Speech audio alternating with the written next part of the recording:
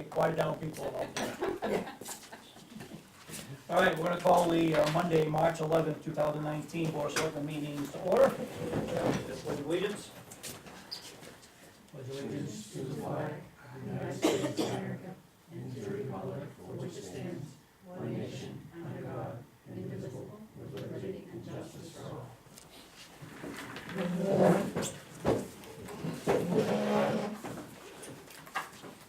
Okay, approval of the agenda. I have one addition, which is the RSU 21 school board meeting. And I have a quick report on the RSU Finance Committee.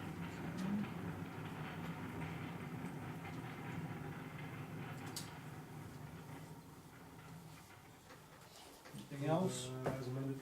Okay, we get a motion by Jason, seconded by Phil. All those in favor? Okay. Public forum. This is where we take public comment on non-agenda items. Well, no. Anybody from the public would like to make comments? Any board members comment based on public staff? No? Okay, moving on. Approval of the February 25th, 2019 minutes.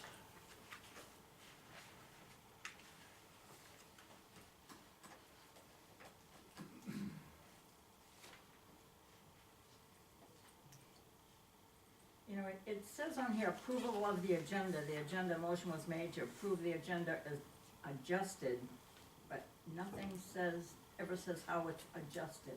Yeah, it does. I could, after pass 5-0, I could take Mr. Quickling deed Okay. signing out of order. All right. Sorry about that. Okay. Okay, do I hear a motion? Second. Motion by Jason, seconded by Velma. Any discussion? All those in favor? Committee and board reports. Yeah. All right, bear with me here, folks. Monday, March 4th, school board meeting.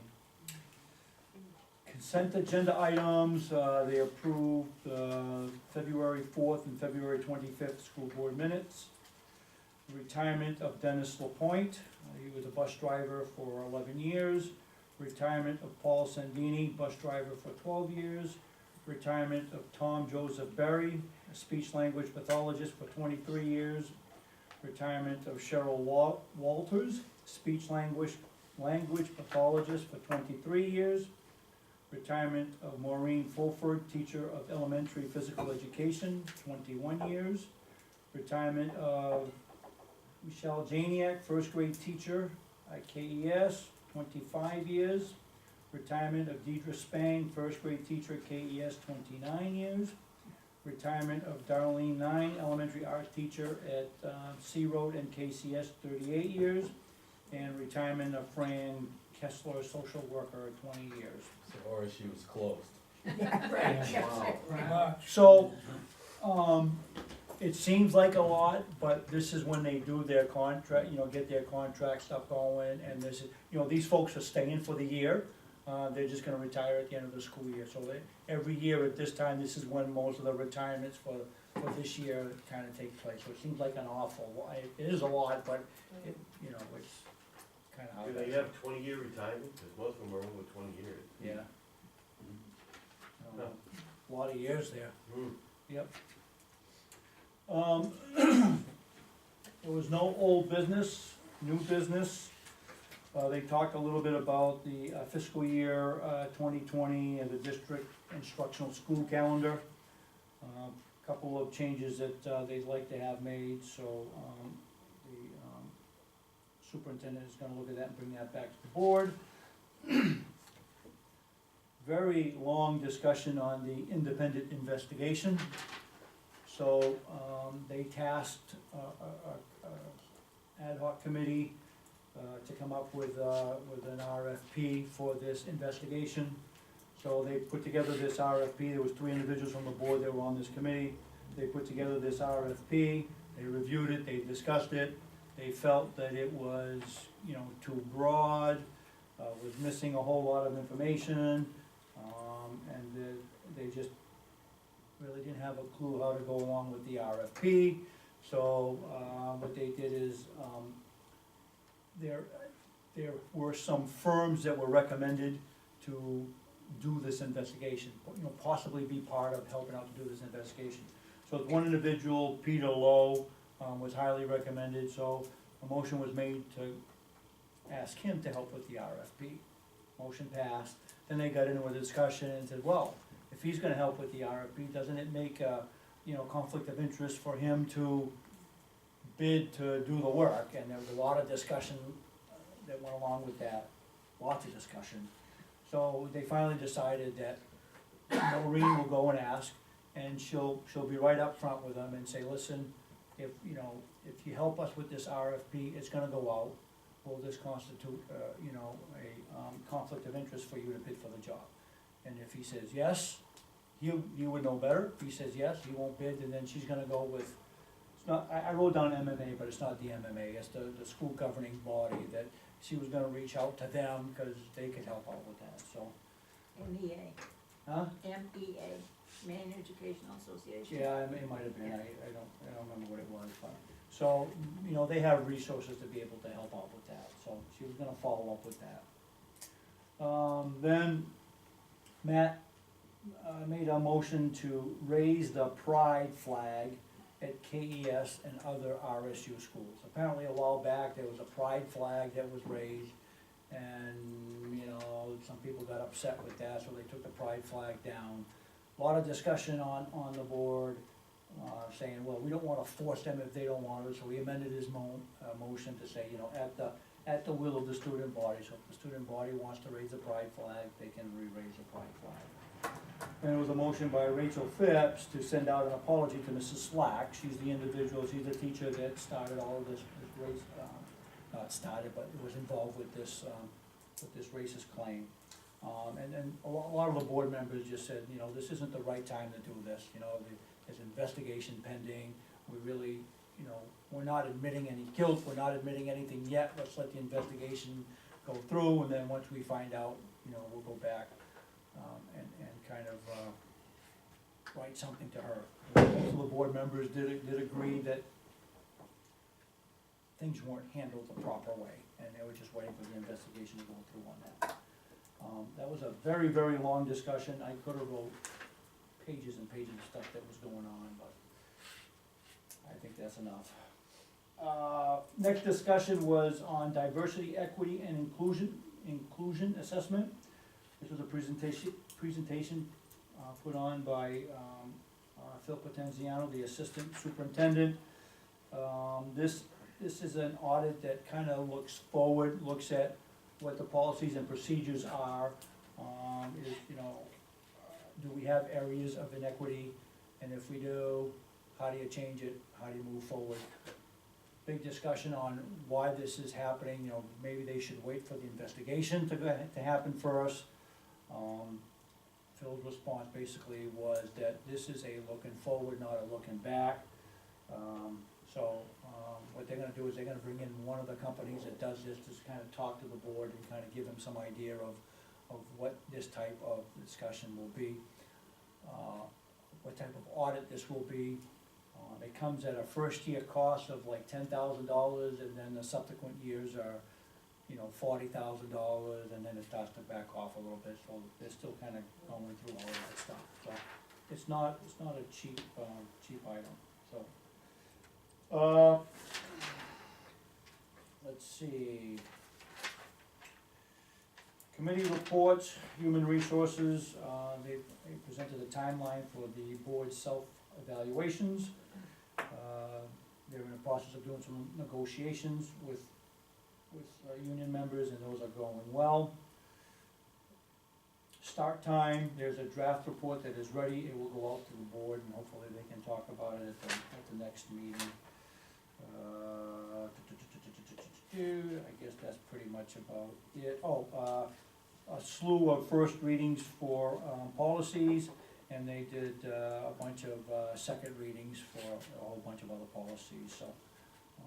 All said and done, we adjourned at 10:34 p.m. Oh, and one quick thing, before they started the discussion on the independent investigation, The board went into an executive session, I didn't write down Statute. yeah, I didn't write down the statute, but, apparently there was, when the committee met to go over the investigation, there were comments that were made, or some accusations, or something made to some board members, and they didn't know how to proceed, so they went into an executive session to kind of discuss that, and then they came back, so. So they went in at 7:20, came out at 7:58, and then continued on with the meeting. And again, we adjourned at 10:34. Where do all the funds come from for everything that's pending? Do they carry a line item of legal like we do? They must, I mean, he talked about, that they had funds available for what's going on now, and even though that they have the budget pretty much close to being done for the next fiscal year, that they had funds available to grab if they needed to hire both of these different firms, so. Yes, and the finance committee met at 7:30 AM the next morning. Next So, for people on the school board, they got out at 10-something the night before, and then when they were back here at 7:30 the next morning. They figured the start of the investigation this year will probably cost them upwards of $20,000, and that there's already funds in the budget for that. They're going to be budgeting probably upwards of $70,000 for next year to cover all of this, the investigation and the diversity and all of that stuff. The final budget meeting to finalize the budget is this Thursday morning at 7:30 at KES. And that's when everything will be, all the money will be in there, and we'll get all the numbers together. Right, And when I leave that meeting with all the numbers, I'll bring the book to you. Good, that's it. All right, moving on to managers' report.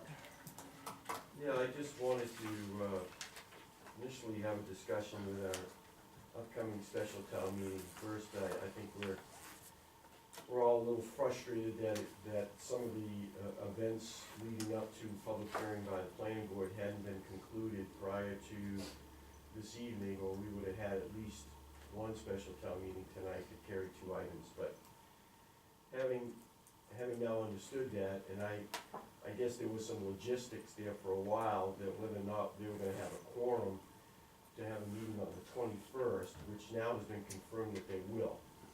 So they're gonna move forward with their public hearing on the 21st, and if you guys wanted, I just made some copies of the warrant articles for the proposed, from the planning board planner to me, just so you have a flavor of what they are. I think there are 4 or 5 articles that will be there in reference to what there will be discussion. And I guess I'm trying to, in my own mind, coordinate a very prudent and active movement from the public hearing to votes by the board and notification to the public that we're gonna have a special town meeting. And so my thought was, if you're all gonna be at that public hearing on the 21st, would be to, immediately as the public hearing ends, is to coordinate a meeting for the selectmen, and where you would take a vote to go ahead and hold the special town meeting, which I would recommend on your off Monday, which would be Monday, April 1st. And that would give us the 7-day requirement notice that we would need, plus a little bit more, but provide us enough time to get the information out so people know that it's coming. So those are my thoughts. I would have, unless something drastically happens at the public hearing where things get changed by the planning board, my thought is that I'll probably have a warrant with the helps of my town clerks and deputy and the real deal, to get that done. So we're ready for you on the 21st to sign the warrant, and then we can go ahead and move forward. If that seems like you're okay with that, meeting on, if you're gonna come on Thursday, if I have a quorum there, I'd love to do it. If you're not gonna be there, then let me know, and we'll wait until the following Monday, the Monday the 25th, and then go from there. I won't be available on that, I'll be down south. Okay, and on I the won't- 21st? On the 21st. Okay, I won't be back until the following Tuesday, so I won't be here for the 25th meeting also. okay. So, but you'll be here for the first Yep. special time. Anybody else is not planning on making the Thursday meeting with the planning board? Okay, I will schedule that then, and then we'll go right after their meeting. We'll have a quick meeting and get that done. Like the boss said. Huh? Just so clear, yeah. Like it would. I forgot my phone, so.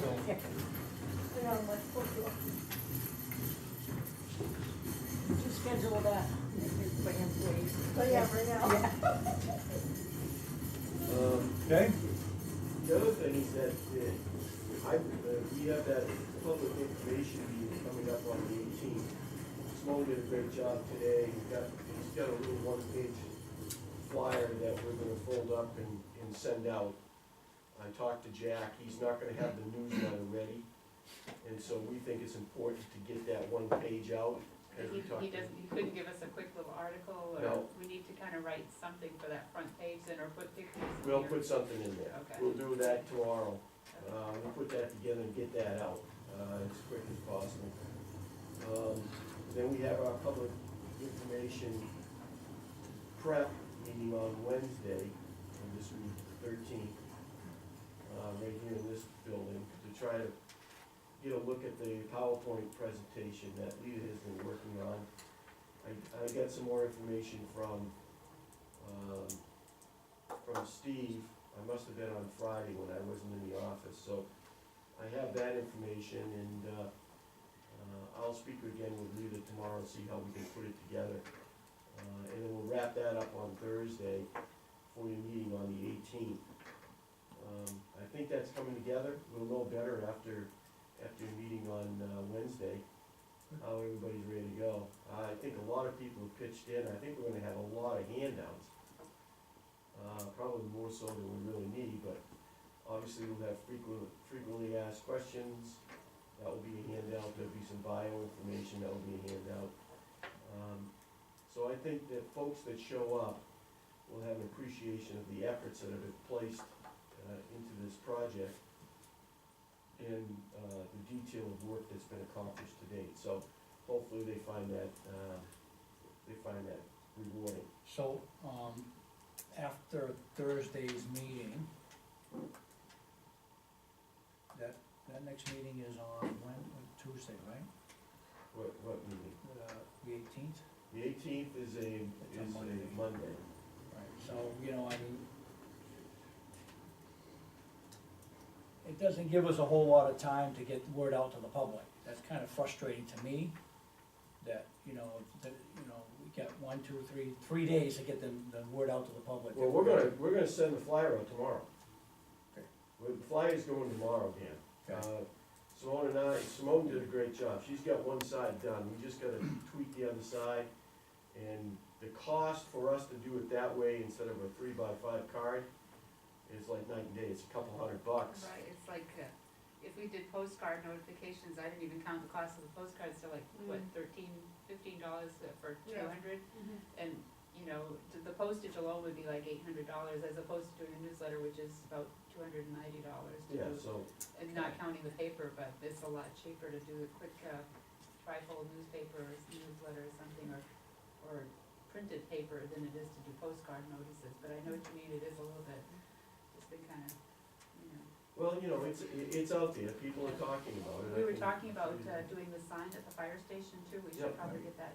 I think, I couldn't come put out a Friday, description today, so. depending on, look, we're definitely gonna do what we can on Thursday to make sure that we're ready for that meeting. And I think, we need to blitz the Facebook, we need to blitz the, maybe talk to, Seacoast Online and get something, there's a paper that comes out on Thursdays. Maybe let them know, and I wanna get it out there that we're having this meeting. And I Sure. don't want anybody to sit back and say, you didn't tell us. And if somebody says that, I wanna be able to sit back and say, listen, this board has done this. We newsletters, Facebook, this, so that we don't have anybody that says they can't. And this is not the only information. Oh, I know. we do, so I- there's gonna be plenty of other agree. opportunities, folks. I agree, I understand that, and, I wanna have a bunch of meetings, to be honest, but I don't want anybody to think that, geez, how come we weren't involved, early on, so. Do the girls have to fold the try thing? No, we have a folding machine. We just fold it in half and then It's called hand bridges. and then we just, they bulk it all together and I take it down to Kennebunk Court and we'll. And get stuff out to the press too, right, so.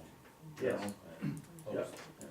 we'll get it out to them as well. Yeah, Maybe they- So at least they'll They'll show come, up. yeah, right. They'll show up. Right. yeah, hopefully they'll show up, grab some information, and, Right. kinda spread So that get out it after there for us. that. Yep, yeah, good. And then in your packet, I gave you some general information on the Route 11 New Road intersection. The efforts to date, it appears that they are not going to put the traffic signal in initially. They're indicating to us that they've sort of designed it to have traffic signals in the beginning, or have them put in later on, but they're not as part of the initial project. So I found that disappointing. I have to make a real shout out to Representative Averson. He went out of his way, made some additional contacts for us. I had some other contact from the state DOT explaining why they took the position they did. So, they know, I think they know our feelings, and we think they're missing the boat by not putting it in, but their studies indicate that they don't need it. So, we'll find out. Well, the very I wish least, they'd take one of our dump trucks and try to get out of there. Yeah, I know. They I know. change their mind. I think so too. The only way out is to pull in front of somebody, cross your fingers. Yeah, let's take them and put them behind one of your trucks, Phil, or behind the school bus, trying to get out there and turn left to go up Route 111. But that project started, Well, I guess at they're least- starting to do that. at least they're designing it so that if Right, it doesn't- signals can be placed. they can be placed without a whole bunch of extra costs, so. Did you, I just had a question, I know. state your name, you- please? Yeah. Small Boston Deputy Clerk, just checking the calendar, again, I'm wondering, is there any rush to do it right away on the first, for any timeline thing? Cause I was wondering if you waited till your special town meeting to do it on your next regular meeting on the 8th, it would give us a little more time to again get a little newsletter out or something, cause if Tad has the meeting on the 21st of March, it takes a while sometimes for Tad to get me any article, and for us to put a little newsletter together, again, we're bumping into like less than a week to notify I public. totally understand, but I think time is of the essence. I think the town as a whole has been getting pushed why it's taken so long for us to even have this special town meeting on some of these ordinance revisions. It's So, just, for us, I think it's the time of the essence, and that's why I wanna try to go as quickly as possible. And then we've done our due diligence to try to get it done and get it out there. I'm just Um, wondering if Tad could get something, or we could get something together for a newsletter prior maybe Sure. to the public hearing, so it'd be ready to go on that Monday or Friday, because we usually always send out some kind of a notification for a special town meeting, and. We can chat about that. Okay. Matter of fact, even on this, public information meeting, we may even wanna reference that. Yeah, we could reference that, Public hearing on the ordinance changes will be coming up on right. on Okay, yeah, 21st, and the selectmen are planning on a special town meeting on the 1st. Mhm. Yeah, So we maybe usually that will have- fill in the rest of that. That would be good, because Yeah. I think they need to give more of a heads up than 3 or 4 days, you know. You have most of the information that you need based on what they're gonna discuss here anyway, right? Yeah. Okay. The other thing, just talking about that a little bit, I did have a good conversation with Tad in reference to these ordinance things. And I've sort of tried to put the monkey back on the Board of Selectmen's back instead of having it on the planning board's back. Because they have this tendency to hold these things until they have a bunch of them, and then they advertise, and then they have one big one. And I suggested to him, when you guys are prepared to have a modification of the ordinance, get it out there, get it done, and then give it to us. and then the selectmen can decide when they're gonna have that special town meeting. And then it sort of gets the monkey off their back, because, you know, the other evening, I was disappointed in what we did as a municipality to ensure that this thing was getting done. I mean, we had one gentleman here who's been waiting since October for some changes in this museum piece, and they were done, they were just never gone to public hearing. So I think that it may be a little more expensive, as Tad was saying to me, it may be more expensive, but I don't think it's worth holding back if we're ready to move those things forward. My 2 cents on that. Okay. Is that all you get for a manager's report? I do. Okay, old business. We get the Arundel Fire Protection and Safety Ordinance Yeah. draft. I brought some other copies if you all need it. I think there was a copy that I put in your packet, but if you need one, there's a bunch here that you can look at. I don't know if you all had an opportunity to look at this. I perused it a couple times now, and there were some areas that I had some questions on. If you want, I'll go through my questions, and maybe we'll have some others, and we can get those back to, the fire chief and perhaps the planner, so we can make sure that we're moving this thing forward, if that's the intent of this ordinance thing. The things that I saw, excuse me, I'm having a hard time putting my head around the installation of residential fire sprinklers in all residential units. And where it's referenced in the ordinance, it's only under subdivision regulations. So my assumption right off is that it's not required for Single home. a regular single home dwelling. But if somebody's doing a subdivision, there are a bunch of things that they would have to do, with residential fire sprinklers being one of them as an option. That's my review, unless you saw something else. That's what I saw there. So I guess my anxiety of going to the public and asking them to, if you're building a home, that you're gonna have to put a residential sprinkler system in, sort of subsided a little bit. Now, maybe that's not the intent of this, and I'll have to ask some more clarification. The other, Getting back to that, do you know what this is? I mean, is this the planning board regulations? Because the numbering starts to change now. yeah, I believe it is. So why are we including this in the ordinance that does planning board regulations? Right, I'm not quite sure Okay. why. So that's one of your questions too, Yeah. huh? So there was a discussion at the last meeting to take what's in the subdivision regulations and either pull that out and put it all into one document. Okay, And that's fine, but you gotta be consistent. With the numbering. Numbering and I how. agree. He Yeah. just pulled them, he just pulled this stuff right Right. out of Yeah. the land use ordinance, or the Right. subdivision.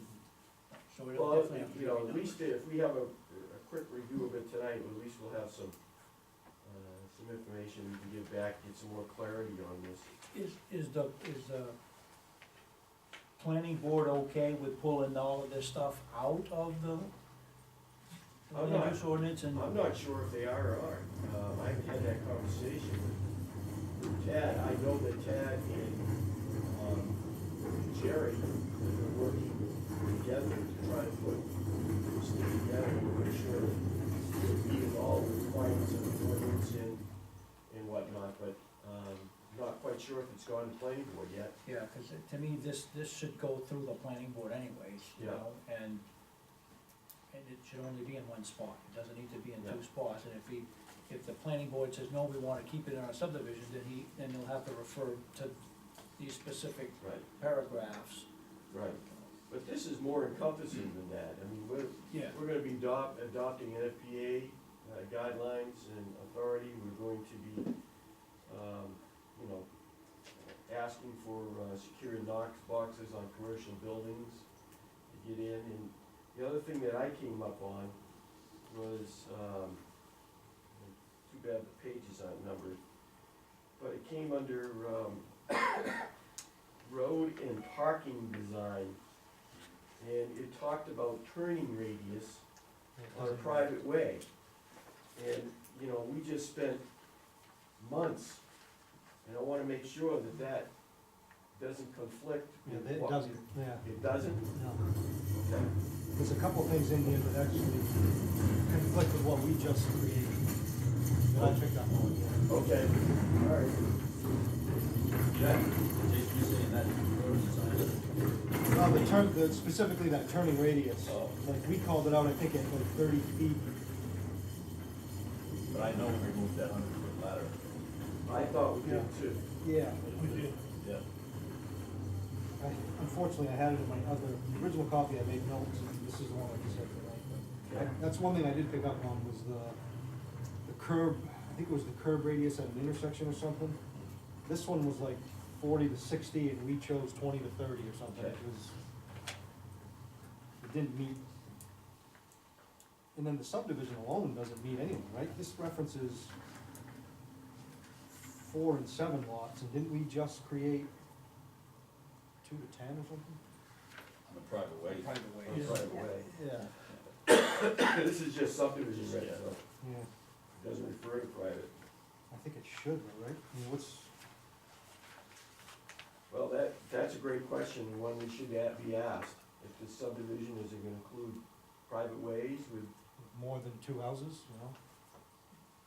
I mean, throughout here, they keep talking about subdivisions and subdivision regulations of the town. It doesn't say whether we're talking about subdivision that's defined by state statute. We don't have a regulation here in town. State statute defines what a Okay. subdivision is.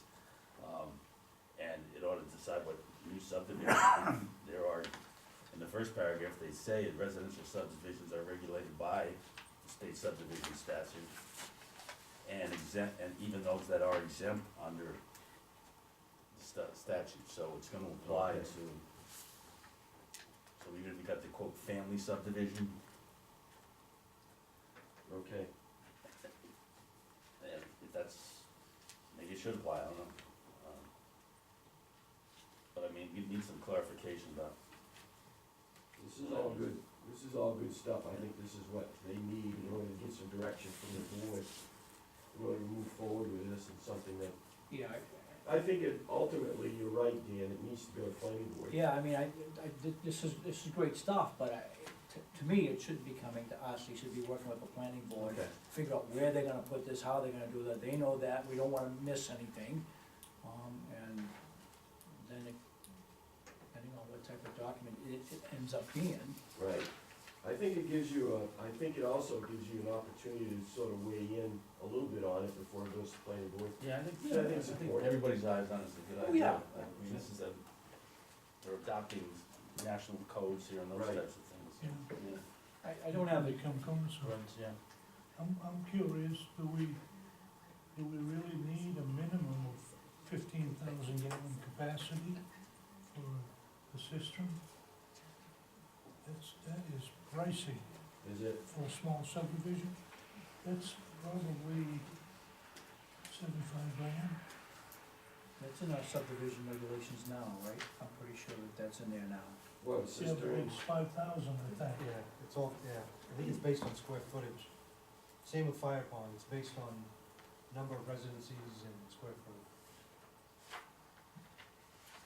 Yeah, here it says fire pond with a minimum of 60,000 gallons. So they got a minimum for fire ponds and a minimum for cisterns, Well, and Phil's saying cisterns may be too big. well, it says between 4 and 7 lots located more than 1,500 feet, you're gonna have a 15,000 gallon.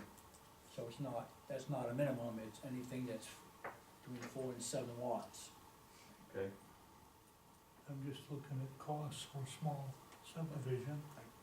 And I think that's in it the says, subdivision now. 12(1)B, fire hydrant, 500 feet from any building. That's a lot of fire hydrants, Right. if I'm reading it right. Well, I think what they're saying there is if you're within 500 feet, then the fire hydrant is your fire protection. 15? Yeah, but right now, our ordinance is, I think 1,500 feet, or 1,400 feet, Yeah, I thought it was 1,000. yeah. Okay,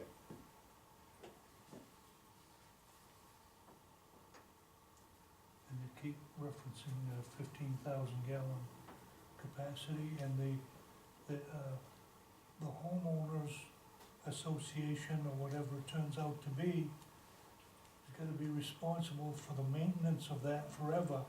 That ain't gonna happen. I know it's not gonna happen, I saw that. Essentially, They're it not comes gonna back, do that.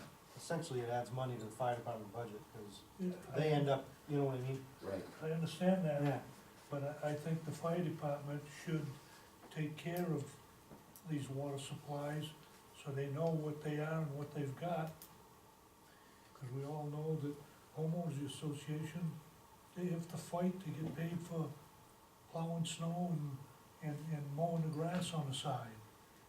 They have arguments, and I agree. so that'll never get taken care of by But the that's, homeowners.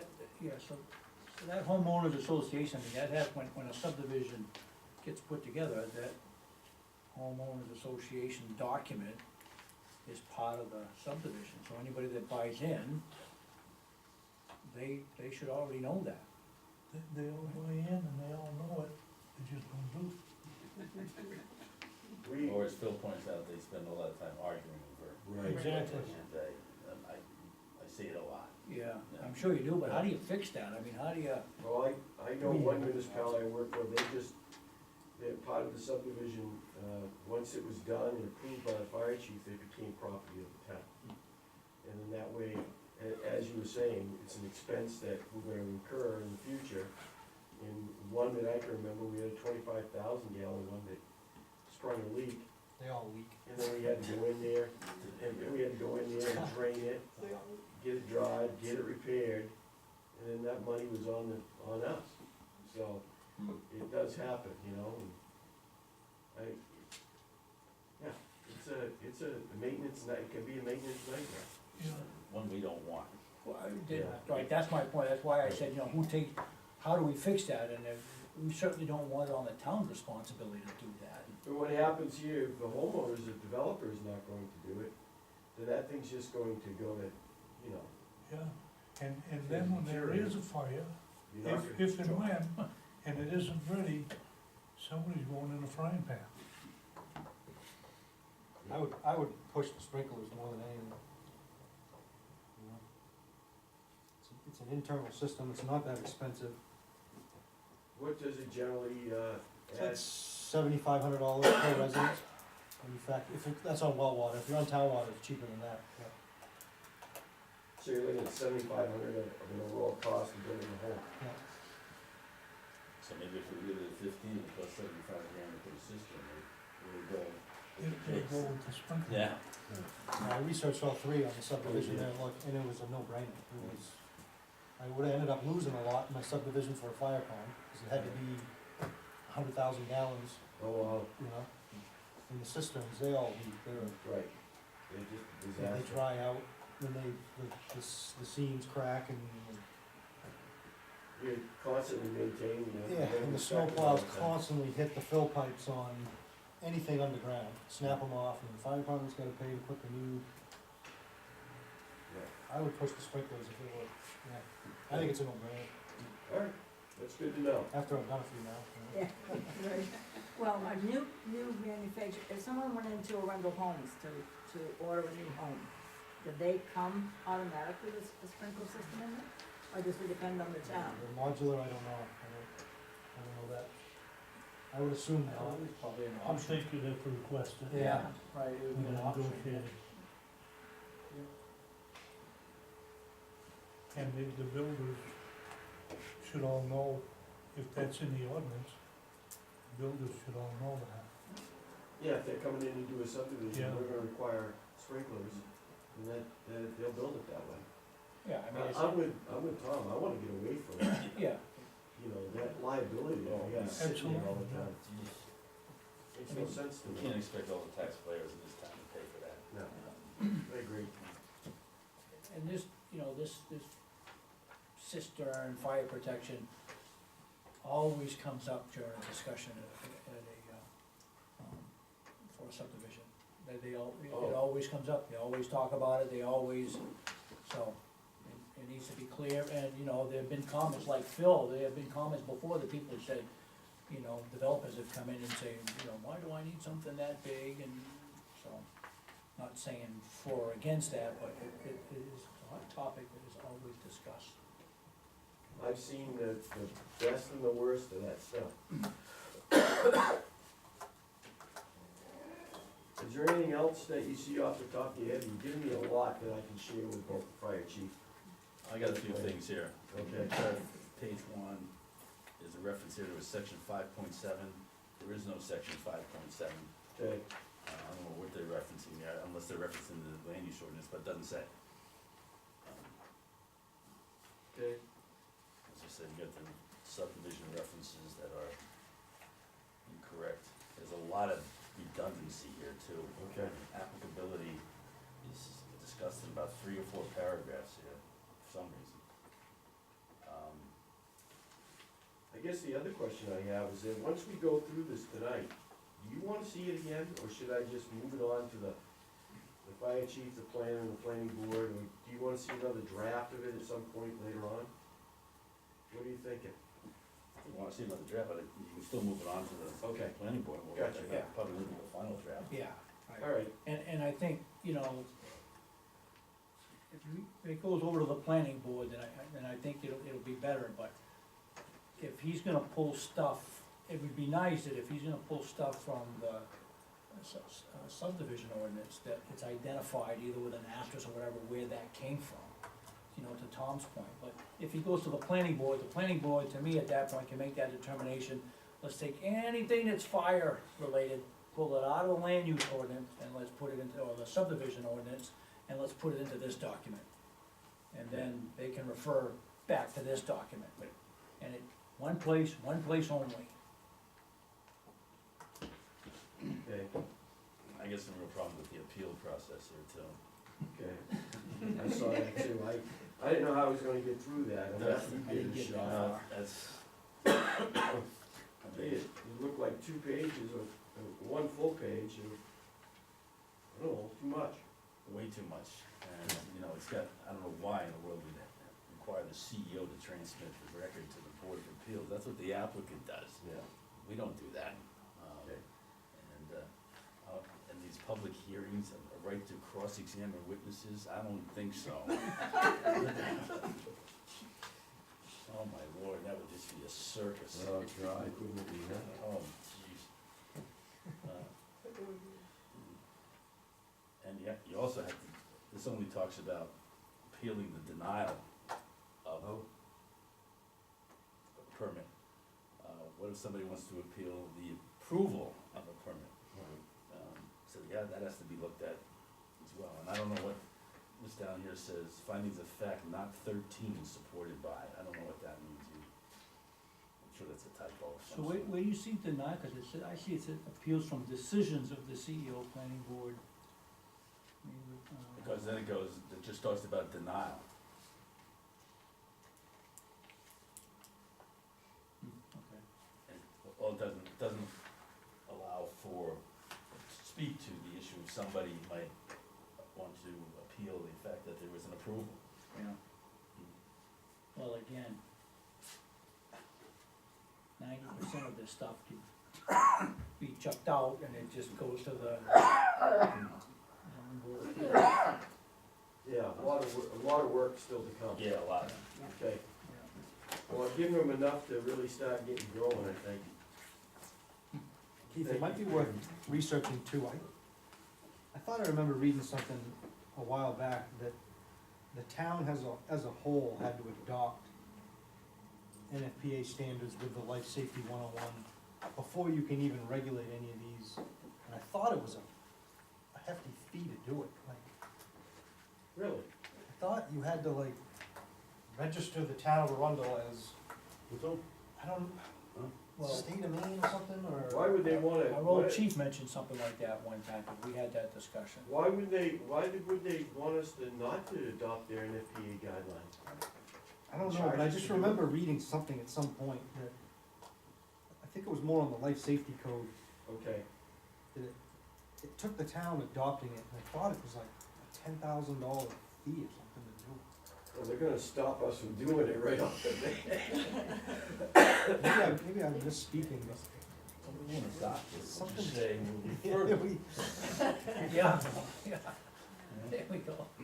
Okay, something tells me it has something to do with like the insurance end of it or something. It was like a, I don't know, there's something, I remember, cause I thought, I know we talked about it with Jim one time about the town had adopted something way back and it wasn't NFPA, but, and somebody had said, you don't really wanna adopt them and stuff, I don't know if it was very restrictive or what it was, but there was. See, I don't Well, recall Chief that at Mullen all, had mentioned Mullen. something about that at one time, no, you don't wanna adopt that, you don't wanna, Mm. and I don't remember what it was, but he was very Yeah, strong I remember Norm against. was the same way, there was something with NFPA standards. I don't know where the fee would go, like, I don't know, I don't know what that part of it is, but it'd be worth looking into before this gets stamped.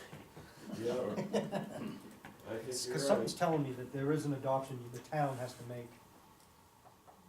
You would think if we approved it and adopted it, then it would be, Yeah, okay, I'll double check it, thanks, Jason. I don't know, I might be misspeaking, like I said, but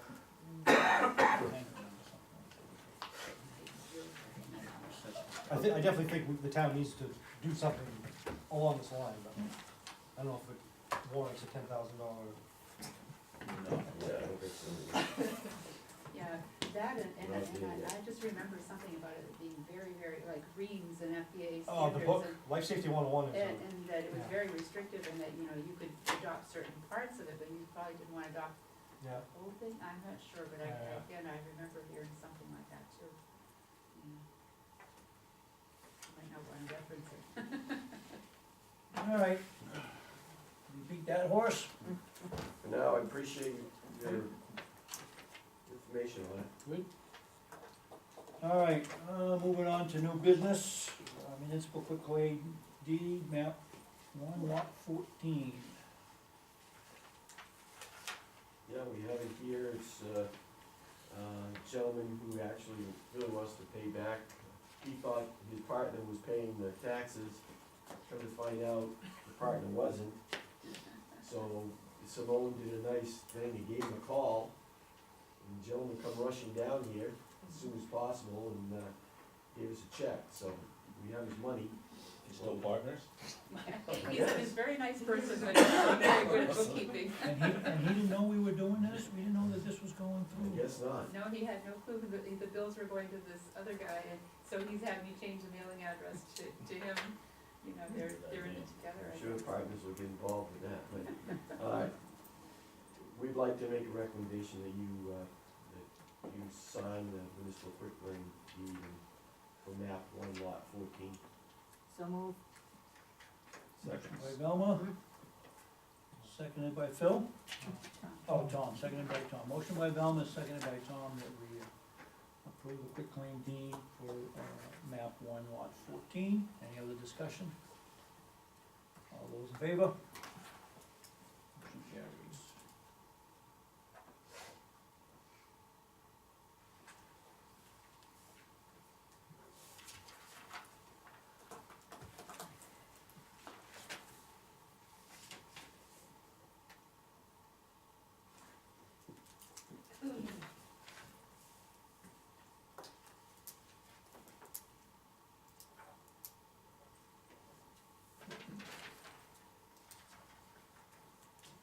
I went down and looked at that piece too, and it wasn't something I'd wanna buy. I think he's got it's sold or it was under contract Oh, and no kidding. came It was on to down find off out, of, you know, Imagine that. Proctor didn't Road, know it was on the left side. foreclosed on. Oh, yeah. Yeah, this Kinda is, sketchy down in this is there, Butte's it's down there. wet. There you go. I'll give it right back to him. Okay, approval of payroll and payable and payroll warrants. So move. Motion by Velma, seconded by Jason, any discussion? All those approved, all those in favor? Yeah. Motion carries. Any other business? Again, I will not be here for the next meeting. I can't be here Wednesday night. Okay. I thought it was Tuesday night, whatever, I put that in the phone. You get nothing coming around, right? No. Oh, so no, okay, no, no, no. Yeah, Jason, what I'll do is well, no, you don't have your computer, do you? No, I do, the new computer, I don't have access to the town Oh. email yet. Oh, it must be an apple. It is, My fault. You Well, wanna circle back? You want? I'll make copies of the PowerPoint as drafted and give it to your significant other and make sure it gets to you. Yeah. That's the best way to do it. That's what I thought too. Yeah. Anybody else have anything they wanna bring up? motion to adjourn. Motion by Jason at, Second. 7:51, seconded by Phil to adjourn. All those in favor?